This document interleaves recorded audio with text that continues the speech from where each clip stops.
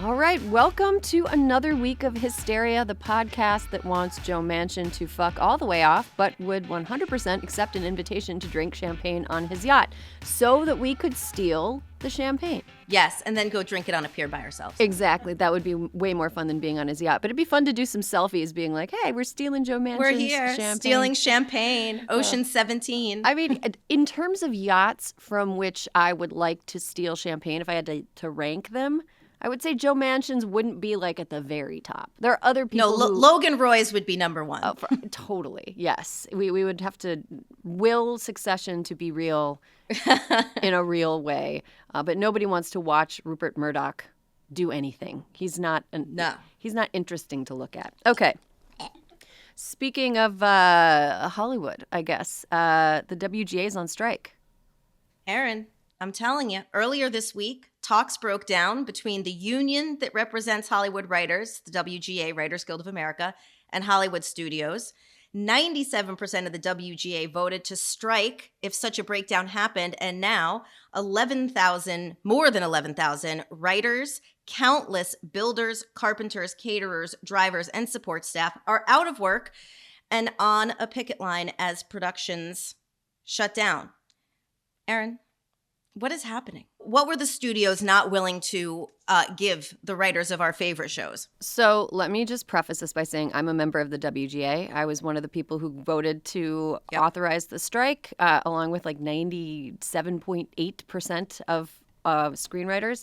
And so when I'm talking about this, I'm not talking about it as like an organizer of the strike or anybody who is involved in negotiations. This is all public stuff. Right? This is all stuff that like the Writers Guild has put out. I've got no inside info, but I have been brainstorming signs for when I go hit the picket line later today. Okay, so basically every 3 years, the Writers Guild works out a contract with the studios. And our most recent contract expired on May 1st. And in the lead up to those contract expirations, there's some asks. Usually the writers are like, hey, we want this. And studios are like, yes or no or whatever. Or they come to some sort of compromise. This time around, from early on, it was pretty clear that negotiations weren't going very well.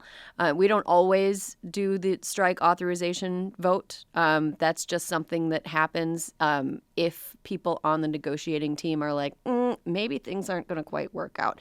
And that's what happened this time. So we authorized a strike a couple of weeks ago when our contract expired on May 1st. At the end of the day on May 1st, no agreement had been reached, and so the strike was on. The strike is about a few things, but it's you can boil it down to say it is about screenwriting, writing for TV and film as a viable, sustainable career. And it has become less viable and less sustainable over recent years as studios have abused various workarounds in order to pay writers less, hire fewer writers, and basically pocket the money that writers' content is making them. So here's an example. Residuals are a huge thing. It used to be if I wrote an episode of like, Who's the Boss, right? And it aired, I would get paid for that script. I would get paid for every time the show that I wrote aired in rerun on TV. So it used to be that if you wrote for a show that went into syndication, you would get fairly sizable residuals checks every year. They would be like sort of a sustainable base income, because when you're a writer, you go a really long time without working sometimes. Sometimes you go months. Some people go a year or more between projects. It's really competitive. Shows go on hiatus sometimes. And sometimes people are just like looking for work in a new room. And it's a very feast or famine type of work. So residuals are really important for making sure that writers were able to be fairly compensated throughout their careers. With streaming, studios are just kind of pocketing the residuals. So they're putting episodes of shows that writers wrote up on streamers, and the writer is not seeing any of that money. And so the Writers Guild is asking for a more fair system of paying residuals for streaming services. They're also asking for studios to stop abusing mini rooms, which is where fewer writers working for a shorter amount of time write fewer episodes, which means that there are less jobs. It means those writers who do have the jobs are getting paid a lot of times less than their minimum. It's really like a lot of people are getting cut out.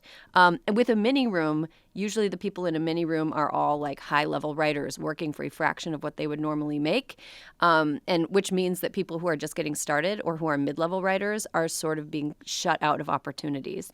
It also means that the shows are kind of getting worse. I guess maybe you might have noticed that over the last few years, the quality of TV, while there are some real standouts, the overall quality of an average show, not high. And part of that is because studios won't pay enough writers and give them enough time to write actual good shows. So that's one thing. There's other asks too, like the use of AI. Which is crazy. Erin, this was the part when I was reading through all the articles.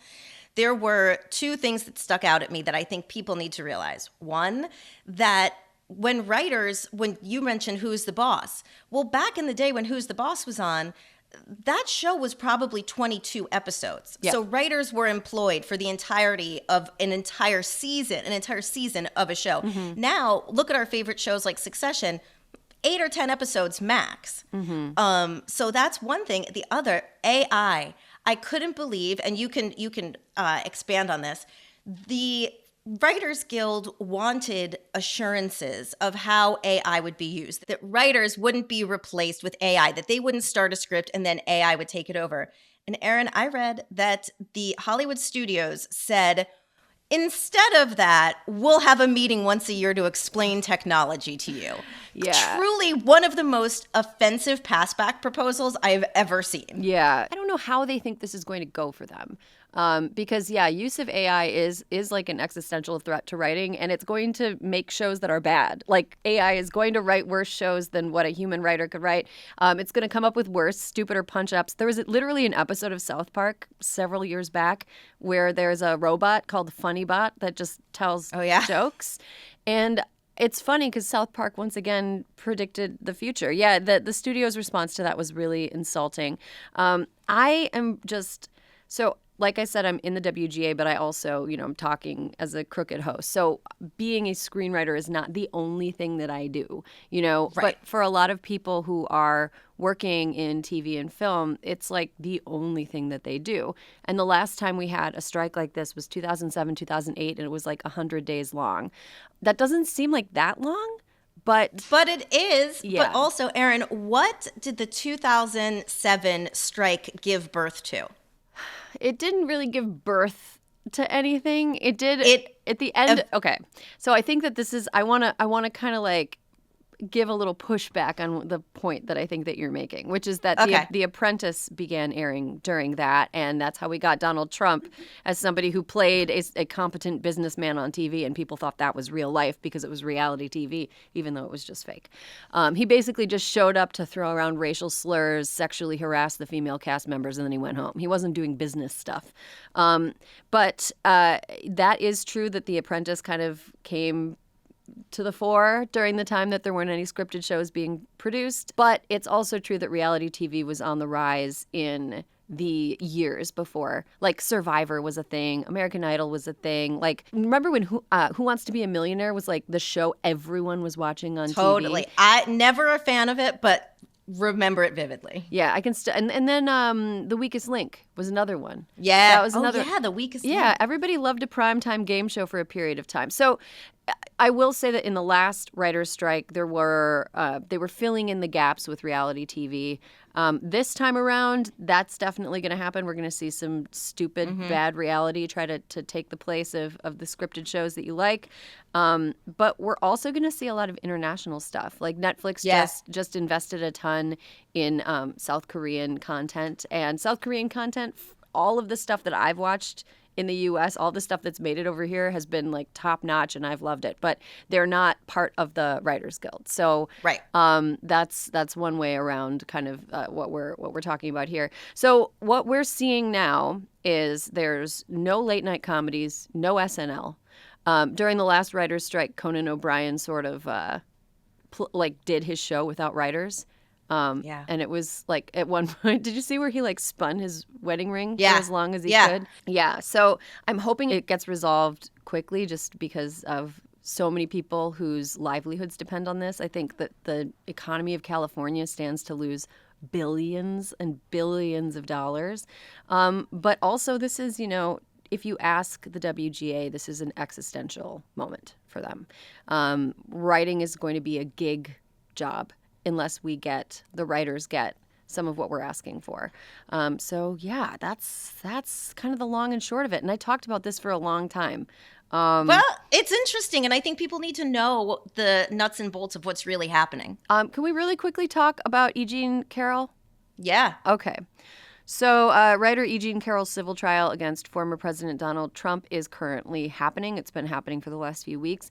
She accused him of raping her in Bergdorf Goodman in New York in the mid-1990s. And the whole story of the alleged assault is really upsetting and awful. But the reason that she's suing Trump now is because when she went public with the story, he came out against her with just all manners of just slurs and slams. Thuggery. Total thuggery. It was really awful. Do you think she has a case? Do you think she's going to win, Alyssa? I totally think she has a case. Now, she's suing him civilly because here in New York State a couple years ago, even outside the statute of limitations of a criminal trial, you can now sue civilly. So she's suing him civilly. She has to prove that she was damaged by what he did to her. By what he said. By what he said. And, I think that she has a lot to stand on, but it's hard to tell. This is, his lawyer is unloading on her in the grossest ways that you can imagine. So we'll have to see, but definitely sending her good vibes. I have to agree. And she is, we talked about on the show how the word badass is a little bit grating, but she's so badass.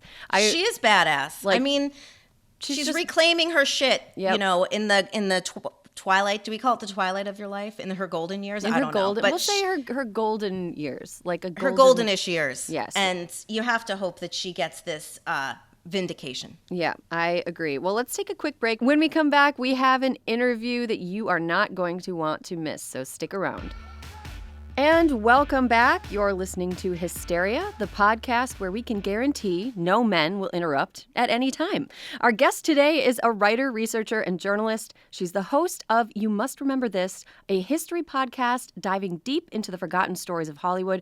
Karina Longworth, welcome to Hysteria. Hi, thanks for having me. So first of all, I'm a huge fan. I have been listening to your podcast nonstop for weeks. So I feel very parasocially engaged with the work that you've done. We're really excited that you're here today. The most recent seasons of You Must Remember This focus on sexuality and gender dynamics as they play out on film in the 1980s and 90s and how resentment toward the advances of feminism of the 60s and 70s play out on the big screen. What are some of the most iconic examples of that resentment? And what's a horny 80s or 90s movie that you think deserves a second look and why? In terms of iconic examples of resentment towards women, I think Fatal Attraction is probably the ultimate. And then there's quite a few movies that were made dealing with similar things that were made primarily because Fatal Attraction was a hit. Films like The Hand That Rocks the Cradle and Presumed Innocence. And, ultimately you can file Basic Instinct with that as well, although I make the case on the podcast that Basic Instinct kind of changes the game. Mm-hmm. How does Basic Instinct change the game?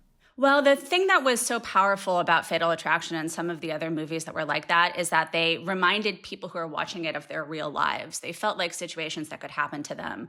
And with Basic Instinct, everything is so heightened and just enough steps away from people's actual reality that you lose this kind of ripped from the headlines, ripped from real life feeling, and it becomes more of this erotic fantasy or erotic nightmare. And as I said, there were quite a few movies that were made that were able to kind of replicate the Fatal Attraction formula and be very successful. And when people tried to replicate the Basic Instinct formula, it wasn't as commercially successful. I was surprised when I listened to your episode on Pretty Woman on how you seem to really have a lot of affection for the film. Can you talk a little bit about why you feel that kind of affection for a movie that a lot of people find problematic? Yeah, I've always liked Pretty Woman. And, as an adult, because it came out when I was 9 years old and I first saw it, when I was 9 years old in a movie theater, and I've seen it many, many, many times since. And as I became an adult, I became aware of the fact that people found it problematic, and that as somebody who considers myself, supportive of women's rights, I guess, I'm also supposed to find it problematic. And I just never did. And so when I was writing about it for this podcast for this season, I knew I was going to have to try to interrogate what people thought about the movie that I didn't agree with, and sort of figure out why I had never felt that way. And so, in watching it recently in my early 40s, I mean, I've really been able to kind of deconstruct it as a version of a 1930s romantic comedy. And a lot of movies of the 1930s would use things like sex work or transactional relationships kind of as a MacGuffin, as an excuse to get the story started, or as a metaphor. And I think that the way it's used in Pretty Woman is more on that metaphoric level of using it as a way of talking about imbalances and transactional aspects between men and women who are not engaging in actual sex work. And I think that's really fascinating and really powerful, and actually kind of universal. Cool. Okay, so right now you're talking about Fatal Attraction in this season. Are you in the erotic 80s and 90s series? Fatal Attraction is now being rebooted as a series for streaming, and we're also kind of in a moment where it feels like we're kind of experiencing some more backlash to gains that women have made. Do you think that movies are reflecting like what's coming in the future? Is another backlash politically coming, and can you see that in cinema? Well, I don't know if you can, use the term backlash, because I don't know if it's exactly the same as when Susan Faludi was writing about the backlash in her context. But I think that whatever it is, it's already here. I mean, there hasn't been a time in my lifetime when women's bodies were less valued and we had less autonomy on sort of a federal level. As far as whether movies are reflecting it, no, I don't think American Hollywood movies are reflecting it at all. I haven't seen the Fatal Attraction TV show. Generally, I think American mainstream movies are not really very interested in adult women at all. TV is a little bit more so, and sort of streaming movies a little bit more so. But generally, mainstream movies are interested in teenage boys. Well, let's get into a little bit of how the sausage is made when it comes to your show. So you did a season focusing on Gossip Queen's Hedda Hopper and Llewellyn Parsons a few seasons back, and you talk about how the phrase behind the scenes actually is just a curtain that shows you another scene. So in the spirit of trying to get some true behind the scenes, how do you select topics, and what's your research process like for your podcast? It's really difficult to select a topic for a season, because I know I'm going to have to be living with that material for usually about a year. And because the research is so extensive, it has to be something where I know I'll be interested in it for that long. And it also has to be something where I know I can bring something to it, and not just kind of be reiterating old stories that people know. So it just takes a really long time. It takes a lot of reading, and it takes kind of finding a kernel of information that I'm interested in and kind of teasing it out and going down rabbit holes until I figure out if there is kind of a new story there, or a story that I can approach in a different way. And then once I find that, I figure out, how many episodes the story would sort of naturally be told over. And so I break it down into a season of however many episodes. And then I have to kind of commit to a date of when I'm going to do it, so that I can give myself like a finite amount of time, because otherwise I would just continue reading and writing forever. Same. I was also curious listening to this season. Some of the movies that you talk about are like not good movies, but you give them, respect and attention and real estate, and you respond to them, and you engage with the material. So how many times do you have to watch every movie that you give your analysis on? Like, how many times did you have to watch 10 and 9.5 weeks and the aforementioned Fatal Attraction? I mean, we have a difference of opinion, because I think 10 and 9.5 weeks are great. But I tried to stream it, and I was like, oh, I'm going to have to like purchase this, and then I'm going to probably end up on some kind of watch list, because it's going to be the first movie that I've purchased in a really long time. And if that's the only... Which one? 9.5 weeks? Yeah. Well, I don't know. I think it's a beautiful movie. As far as how many times I have to watch them, I mean, maybe twice. It depends on the movie. Some of them I've seen before and I have kind of a familiarity with, and others I don't. I definitely would watch it once to kind of figure out if I'm even going to include it in the show. And then maybe I'll watch it again, taking notes. And then sometimes I have to kind of like, scroll through it again to pull clips for the podcast. Mm-hmm.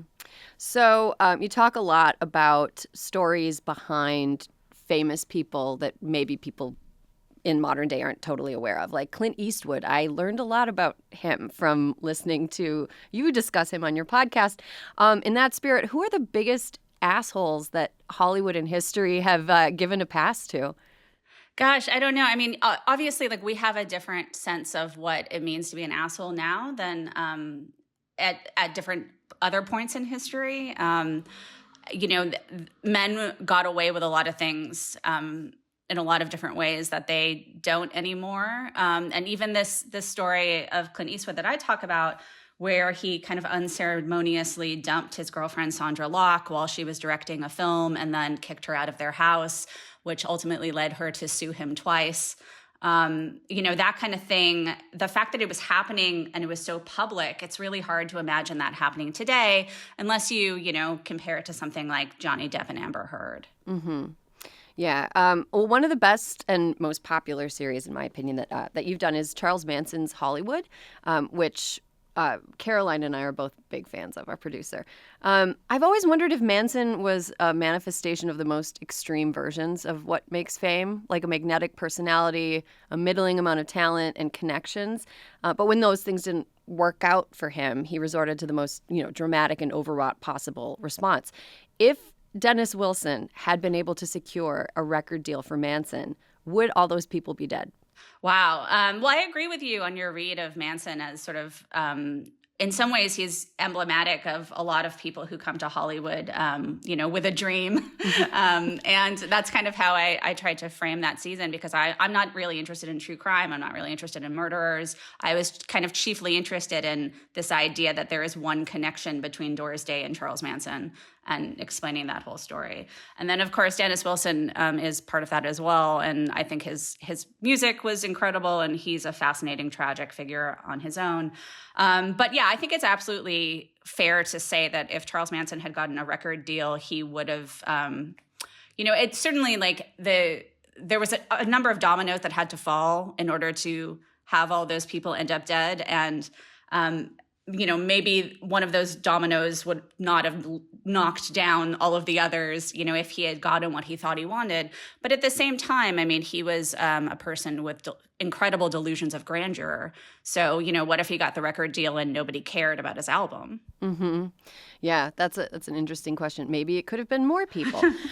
So from listening to your podcast, it seems like film is both your passion and your job.